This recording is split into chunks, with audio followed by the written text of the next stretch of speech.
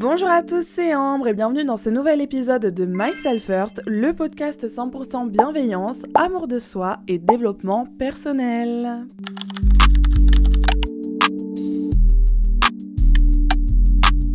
J'espère que vous allez bien, en tout cas moi ça va parce qu'aujourd'hui on se retrouve pour parler d'un article qui a retourné TikTok il y a quelques mois et qui s'intitule Is having a boyfriend embarrassing? Traduction, est-ce que c'est gênant d'avoir un petit copain?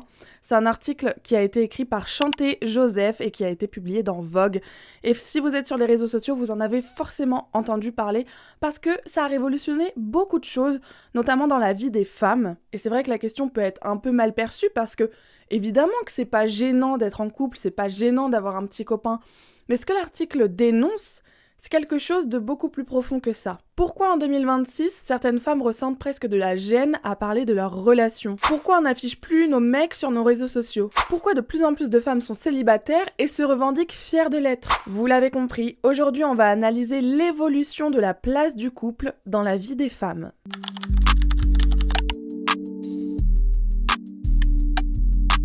Bon alors, pour vous donner un peu de contexte, je vous propose qu'on parle plus en détail de cet article qui a littéralement retourné TikTok. Comme je vous l'ai dit, l'article pose la question « Est-ce que c'est gênant d'avoir un petit copain et surtout de l'afficher sur nos réseaux sociaux ?» Chanté Joseph, elle a fait ses petites études, ses petites recherches et elle s'est rendue compte que beaucoup de femmes aujourd'hui évitent de poster des photos de leurs compagnons ou que si elles postent une photo de leur mec, ça va être... il va être de dos, ça va être une main, ça va être quelque chose genre je suis en couple mais relation discrète quoi. Et pour écrire son article, elle est donc partie de ce constat que les femmes affichaient moins leur partenaire, pas parce qu'elles ont honte, mais parce que les réseaux sociaux aujourd'hui valorisent de plus en plus l'indépendance, la singularité, le fait de ne pas être obsédé par son couple. Donc au final, le message c'est pas être en couple c'est gênant, mais plutôt être obsédé par son couple, c'est plus d'actualité. Donc détrompez-vous, c'est pas un article qui a pour vocation à détester les hommes, mais plutôt à célébrer l'indépendance des femmes. Mais alors pourquoi cet article a fait le buzz?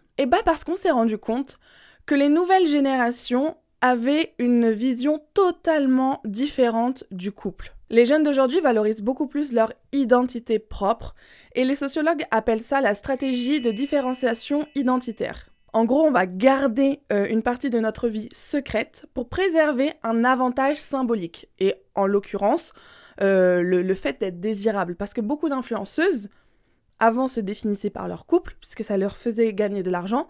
Mais en fait, aujourd'hui, quand on suit une influenceuse pour son contenu, et que d'un coup, elle se met à poster du contenu qu'avec son mec, on s'est rendu compte qu'elle perdait des abonnés. Et donc, elle perd de l'argent. Et finalement...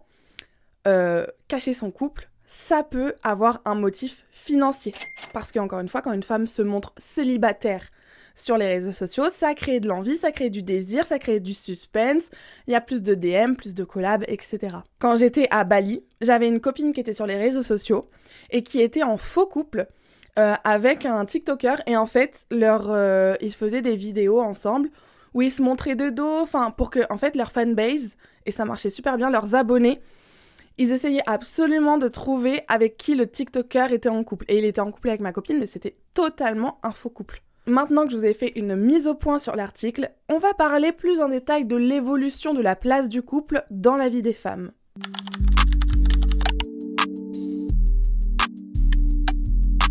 Que ce soit dans la société ou sur les réseaux sociaux, la manière dont on perçoit le couple, elle a drastiquement changé. Et on va commencer avec l'évolution du couple dans la société, puisque avant, être en couple, ce n'était pas une option. Pendant des siècles, avoir un mari, c'était pas un choix, c'était une condition d'existence. Jusqu'au XXe siècle, les femmes n'étaient pas indépendantes parce qu'elles n'avaient pas de reconnaissance sociale, elles n'avaient pas accès au compte bancaire ou elles pouvaient pas faire un crédit sans leur mari.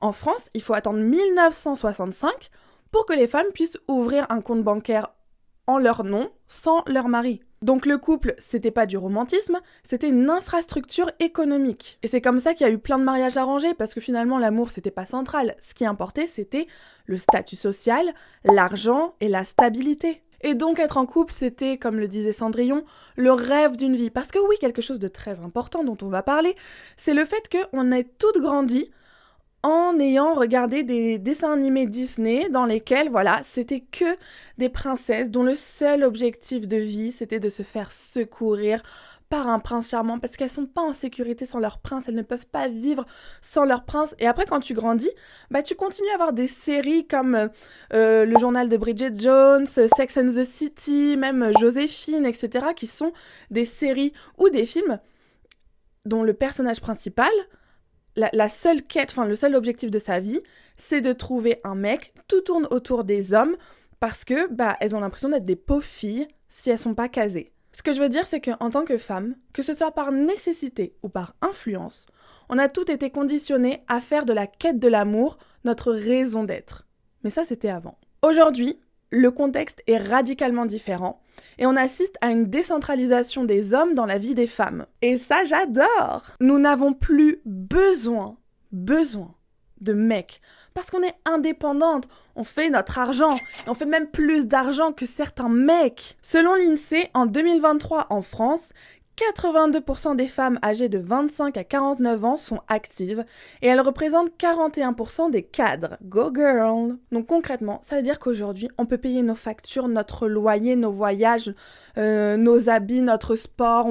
Moi, je fais même croquer la famille. J'emmène ma sœur en Turquie. Là, dans 2 semaines, je pars à Marrakech. Je vais me faire un petit week-end toute seule parce que je le mérite et parce que j'ai la thune. Donc en fait, quoi? Non, attendez, ça c'est pour la partie d'après. Là, j'allais m'emballer. Ce que je veux dire, c'est qu'aujourd'hui, on est des femmes indépendantes et on n'a plus besoin d'être en couple. Et comme on s'est rendu compte qu'on n'avait pas besoin d'être en couple, on a appris à être heureux célibataire et à célébrer notre célibat. C'est plus quelque chose dont on a honte. Avant, si à 30 ans t'étais pas mariée, t'étais vraiment perçue comme une pauvre fille et tu subissais vraiment l'exclusion sociale. Alors qu'aujourd'hui, si à 30 ans t'es pas mariée ou même si tu te maries jamais, c'est normal. Et moi, j'adore voir ces filles qui se mettent en avant solo, voyager solo, être maman solo, faire plein de choses toute seule, parce que ça déconstruit ce mythe comme quoi il faut être en couple pour être heureuse. Je me permets de faire une petite parenthèse parce que malgré ces évolutions, il y a quand même encore beaucoup de pression sur le fait d'être en couple quand t'es une femme, comme si la relation amoureuse, ça restait un marqueur incontournable de réussite personnelle. Et si la société tient absolument à ce que les femmes se mettent en couple, c'est parce que ça reste un outil de stabilisation sociale. Les femmes en couple, elles sont plus prévisibles et plus contrôlables que les femmes qui sont célibataires, autonomes, qui sont pas centrées sur les hommes, sur le fait de construire une famille, sur le fait de se marier, de se ranger, de rester à un endroit. Et donc, ça crée un déséquilibre qui dérange notre société. Pourquoi ? Parce que notre société est patriarcale. Vous avez vu sur les réseaux sociaux ces femmes qui sont fières d'être célibataires. Mais vous n'êtes sûrement pas passé à côté des tradwives, ces femmes qui, au contraire, vantent les mérites d'un retour à une société patriarcale dans laquelle la femme reste à la maison, s'occupe des enfants, fait à manger pendant que le mari est au travail. Tradwife, ça veut littéralement dire femme traditionnelle, sous-entendu, voilà, cette femme qui reste femme au foyer, genre. Et si les tradwives se sont multipliées sur les réseaux sociaux, c'est parce que c'est un réel business marketing et économique que Trump met en avant, parce que Trump voudrait que les États-Unis reviennent à ce modèle patriarcal. Chacun fait ce qu'il veut, si t'as envie d'être femme au foyer, let's go. La seule chose qui m'importe, c'est que ce soit vraiment un choix. Et dans tous les cas, il y a une enquête de YouGov UK qui a été menée en 2024 et qui montre que 62% des femmes de 18-24 ans affirment que être en couple jeune n'est plus un marqueur de réussite. Et donc 62% en 2024 contre 22% en 2000. Et cette enquête, elle est super intéressante parce qu'elle met en avant le fait que le couple ne fait plus forcément rêver. Il doit prouver sa valeur. Et cette évolution du couple dans la société, forcément, elle se retranscrit sur les réseaux sociaux. Vous l'avez compris, être en couple, c'était perçu comme une fierté. Et c'est pour ça que sur Facebook, par exemple, on pouvait afficher fièrement le statut en couple, le statut fiancé. Aujourd'hui, je sais même pas si ça existe. Mais de toute façon, qui utilise Facebook en 2026 ? Mais dans tous les cas, je pense que c'est sur Instagram, par exemple, on pouvait afficher si on était en couple ou pas. On le ferait pas, on n'aurait pas envie de divulguer ce genre d'informations. Les réseaux sociaux ont vraiment transformé le couple en capital social. Selon une étude de Pew Research faite en 2023, 48% des jeunes adultes de 18 à 29 ans limitent ce qu'ils publient sur leur vie amoureuse pour éviter le jugement social et 36% reconnaissent avoir retardé une annonce de relation par crainte d'un impact négatif sur leur image. Parce que oui, tu peux vouloir ne pas montrer ta relation pour la préserver, mais il y a surtout la crainte du jugement. Quand tu publies ton couple sur les réseaux sociaux, il y a un risque d'humiliation qui est bien réel. Et on le voit parce que il suffit que ton mec ou ta meuf ne rentre pas dans les standards de beauté pour que tu te prennes une vague de harcèlement dans les commentaires. Pareil, si ton mec ou ta meuf c'est un red flag et que t'affiches une vidéo avec lui ou avec elle, ce sera un tollé. Je sais pas si vous avez vu la vidéo de cette américaine qui montrait fièrement ce que son mec lui avait préparé pour son lunch. Et en fait, son mec, pour lui faire une blague, lui a mis des croquettes de chien en mode... Enfin, elle lui avait écrit un mot en disant... Tiens, des croquettes parce que t'es ma chienne. Ok, bon, déjà, c'est pas une blague drôle, mais le pire, c'est que c'était que ça. Encore, tu lui mets un sandwich, bon, ok, ça peut être une private joke, j'en sais rien.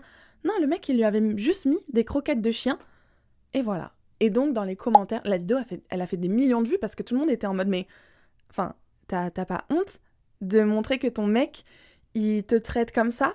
Et je trouve que l'humiliation, c'est un facteur assez intéressant parce qu'au-delà du fait de vouloir garder une part de mystère, de désirabilité, y a vraiment toute cette partie où même, genre, t'affiches ta relation pendant des années et puis d'un coup, vous vous séparez, donc tu dois supprimer toutes les photos et avouez, on l'a tous fait.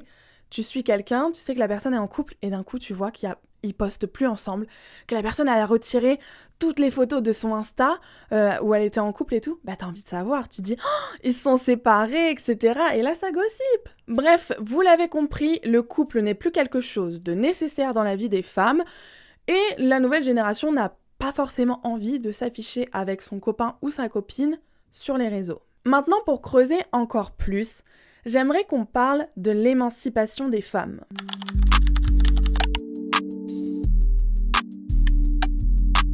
Le constat est clair, les femmes n'ont plus besoin d'hommes pour réussir, pour avoir de l'argent, pour avoir de la stabilité. Donc être en couple, c'est un choix. Tu peux vouloir te caser, construire ta petite vie, avoir envie de rencontrer quelqu'un pour lover. Moi, je suis pas contre l'idée de rencontrer quelqu'un. Au contraire, j'ai trop hâte d'être en couple et d'expérimenter une nouvelle relation. Mais tu peux aussi ne pas vouloir être en couple, ne pas vouloir rencontrer quelqu'un, ne pas vouloir te marier, ne pas vouloir avoir d'enfants. Et c'est tout aussi légitime. Le célibat n'est plus une situation qui dérange les femmes, au contraire. En fait, je pense que vous vous rendez pas compte à quel point, en tant que femme, c'est mieux d'être célibataire. Moi, quand je vois des meufs qui ont 40 ans, elles ont pas de mari, elles ont jamais été mariées d'ailleurs, elles ont pas d'enfants. Il y a certaines personnes qui peuvent se dire « Oh la pauvre, comment elle fait, elle doit se sentir seule et tout ». Mais non, ça veut dire qu'elle a tout son argent pour elle, elle n'a pas à se préoccuper de sa famille, de ses enfants, de son mari, genre ça fait une charge mentale en moins, elle fait ce qu'elle veut, elle est indépendante, elle est libre, et genre je comprends totalement la décision de ne pas vouloir se caser. Être en couple, ça désavantage les femmes, que ce soit émotionnellement, au niveau de la charge mentale, mais également financièrement. Est-ce que vous connaissez la théorie du pot de yaourt ? C'est Titiou Lecoq qui en parle et qui explique qu'il y a un schéma qui se retrouve souvent dans les couples hétérosexuels. C'est qu'en fait, l'homme, il va investir son argent dans des biens durables, tandis que la femme, elle dépense son argent dans des choses périssables. Donc pendant que les femmes, elles assument les dépenses du quotidien, les hommes, eux, ils se construisent un vrai patrimoine. On pense que c'est équitable que les femmes payent les courses pendant que l'homme rembourse le crédit de la voiture, rembourse le crédit de la maison. Oui, mais une fois qu'ils se séparent, qu'est-ce qui se passe ? L'homme, il va repartir avec les biens dans lesquels il a investi, à savoir la maison, la voiture, et les femmes, elles restent avec les pots de yaourt vides. Et selon une étude, oui, j'ai beaucoup d'études, parce que maintenant, mes épisodes, je passe des heures à me documenter pour vous sortir des sources fiables, je lis énormément, je regarde beaucoup de documentaires, je lis beaucoup d'études pour vous donner vraiment du contenu de qualité, fiable. Voilà, c'est ma nouvelle DA. Enfin, ça a toujours été fiable ce que je vous ai dit, mais là, je vous sors des petits chiffres. Parce que ça vous donne des arguments, vous voyez, si vous vous souvenez de ce que je vous dis, vous allez avoir des bons arguments. surtout autour du féminisme. Donc selon une étude de l'US Bureau of Labor Statistics, dans les grandes villes occidentales, les femmes célibataires sans enfants sont le groupe démographique avec la plus forte progression de revenus. Bref, être en couple, c'est plus une priorité. Et donc, l'homme n'étant plus au centre de notre vie, ça devient une option, un atout. Et c'est là que l'article de Chanté Joseph est intéressant. Comme le couple n'est plus le socle de l'identité féminine, il devient juste un truc parmi d'autres. Tu parles de ta carrière, tu parles de tes voyages, tu parles de ton couple, tu parles de tes projets. Mais c'est plus quelque chose qui te définit. Et ça, c'est un renversement fondamental. Comme les hommes ne sont plus nécessaires, ils doivent être pertinents. Et c'est pas du mépris, c'est pas de la haine, c'est juste un changement de critères. Et ça m'amène à ma dernière partie qui est de dire mais on en a marre de la médiocrité. C'est la première fois dans l'histoire qu'on choisit les hommes ni pour leur capital économique, ni pour leur statut social, mais bien pour leur personnalité. Et le constat est cuisant, ils échouent lamentablement. C'est la réalité, le minimum ne suffit plus. En 2026, tu vas pas séduire une femme juste avec ton argent, parce qu'elle aussi a fait de l'argent.